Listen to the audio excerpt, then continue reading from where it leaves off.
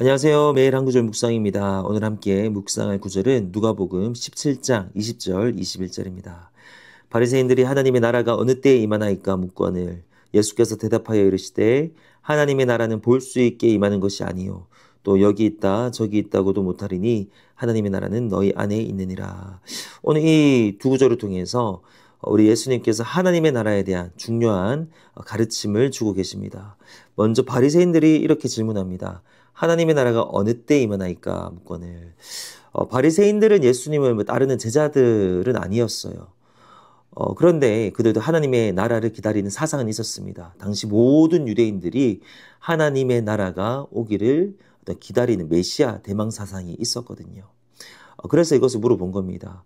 마지막 그때 어떤 일이 일어나겠습니까? 이렇게 물었던 것이고요. 또 바리새인들이 오해했던 하나님의 나라는 우리가 이것을 좀 정리할 필요가 있을 것 같아요. 하나님의 나라의 오해라고 할 수도 있을 것 같은데 그들이 생각했던 것은 어떤 정치적 국가, 또 여기서는 유대인 중심입니다. 유대인 중심의 다윗의 후손들을 중심으로 하는 정치적 국가를 꿈꾸고 있었어요. 당시에 로마의 압제 가운데 있었지 않습니까? 그래서 이 바리새인들도 그것이 메시아가 예수라고는 생각 안 했지만 특별한 어떤 선지자, 어떤 지혜자라고 생각했겠죠. 그래서 이런 것을 물어봤지 않겠습니까? 그런데 그들도 하나님의 나라가 임하면 로마의 압제에서 벗어나 유대인 중심으로 정치적 국가를 이룰 것이다 라고 그들이 믿고 기다리고 있었거든요. 예수님께서 어떻게 대답하시죠? 예수께서 대답하여 이르시되 그게 아니라고 얘기하십니다. 하나님의 나라는 볼 수 있게 임하는 것이 아니다. 유대인들의 생각에는 볼 수 있는 어떤 국가, 하나님의 나라, 어떤 실체가 있는 국가라고 생각했는데 예수님의 말씀은 하나님의 나라가 볼 수 있는 것이 아니라 영적인 영역이라는 겁니다. 눈에 보이지 않는 영역이라는 것을 분명히 하고 계십니다.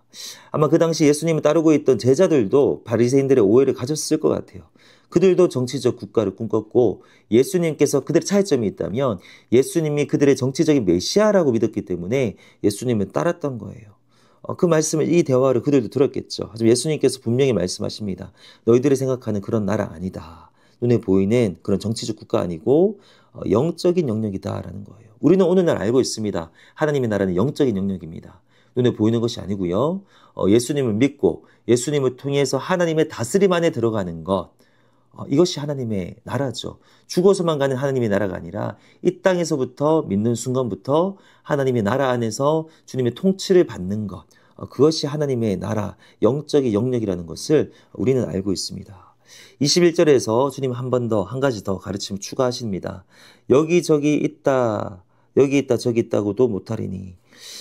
장소적 개념이라고 그들은 오해했어요. 여기 있고 저기 있고. 근데 그것이 다 아니라는 거예요. 물론 천국, 우리가 죽어서 가야 되는 천국은 장소적 개념이 있습니다. 천국으로 들어가는 거예요. 그건 장소적 개념이에요. 네, 하나님의 나라라고 할 때는 그냥 단순히 장소적 개념이 아닙니다. 왜냐하면 이 땅에서부터 누리고 누려야 되는, 경험되어져야 되는 것이기 때문에 여기 있고 저기 있고 이 땅에는 없고 천국이 뭐 이런 개념은 아니라는 거예요. 예수님께서 말씀하십니다. 하나님의 나라는 너희 안에 있느니라. 영적인 영역인데 우리 마음에서부터 시작한다는 거예요. 우리 안에서부터. 믿음이 우리 안에서부터 시작을 하잖아요. 우리 예수님을 믿을 때 예수님이 우리 마음에 거하시죠. 그 말은 하나님의 나라가 우리 마음에 존재한다라는 겁니다. 예수님을 통해서. 그리고 우리가 그 마음에서 정말로 믿음으로 하루하루 살아갈 때 그 하나님의 나라가 우리 마음에서 경험되어지고 누려지는 거예요. 그리고 여기서부터 시작을 해서 우리 가정이 하나님의 나라가 되고 우리가 섬기는 교회 공동체가 하나님의 나라가 되고 우리가 전하는 복음을 통해서 그 하나님의 나라가 이렇게 확장되는 거죠. 우리의 마음, 우리 안이, 내면이 너무나도 중요하다라는 겁니다. 하나님의 나라는 눈에 보이지 않습니다. 영적인 영역입니다. 그래서 우리 마음에서부터 시작을 합니다. 그러면 오늘 이렇게 우리가 적용을 해야 됩니다. 우리 마음이 하나님 나라인가? 질문을 던지시고 우리의 마음이 하나님의 나라가 되어야 되는 겁니다. 이것은 부흥. 그래서 이것을 우리가 다른 말로 부흥이라고 하죠. 우리도 바리새인들이 가지는 오해를 해요. 하나님의 나라를 오해합니다. 하나님의 나라가 임하면 반드시 세상적인 복을 받을 것 같아요. 물론 그것을 안 주시겠다라는 게 아닙니다. 필요에 따라 하나님의 계획에 따라 또 우리의 기도와 또 우리의 어떤 은사 여부에 따라 세상의 복도 주시지만 그게 하나님 나라의 본질이 아닙니다. 우리가 뭐 교회를 생각할 때 교회가 하나님의 나라가 되고 교회의 부흥이 임하면 반드시 뭐 수적으로 성장을 하고 화려해질 것이다. 건물을 많이 지을 것이다 라고 생각할 수 있지만 그것은 하나님의 나라와 상관이 없어요. 물론 결과적으로 나타날 수 있지만 그것을 본질적인 기준으로 삼으면 큰일 납니다. 그것 자체가 부흥이 아니에요. 하나님의 나라와 부흥은 보이지 않는 겁니다. 하나님과의 관계예요. 하나님의 다스림입니다. 순종하는가의 문제입니다. 그리고 우리 내면의 문제예요. 우리 각 사람의 마음에 부흥이 일어난다는 거. 눈에 보이는 성장 이전에 내면의 부흥, 내면의 회복, 하나님과의 관계 회복, 하나님으로 충만함을 경험하는 게 부흥이고 하나님 나라의 시작이라는 겁니다. 저는 또 이번 다음 주에 있을 말씀 사경회가 생각이 나더라고요.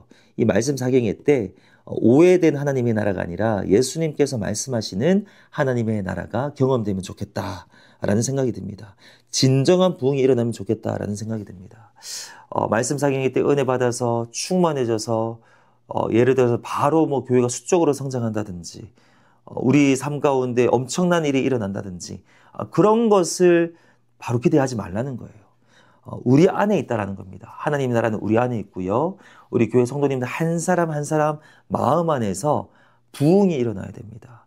하나님과의 관계 회복, 뜨거움의 회복, 성령 충만의 회복이 일어나는 게 진정한 부흥이고 하나님 나라의 역사라는 거예요. 개개인뿐만 아니라 우리 한마음교회가 공동체적으로 하나님이 주시는 은혜를 말씀 사경회 때 경험하기를 원합니다. 말씀을 통해서 성령을 통해서 우리가 은혜를 받고 하나님의 나라를 경험하는 것. 그것이 진정한 부흥이자 하나님 나라의 시작인 줄로 믿습니다.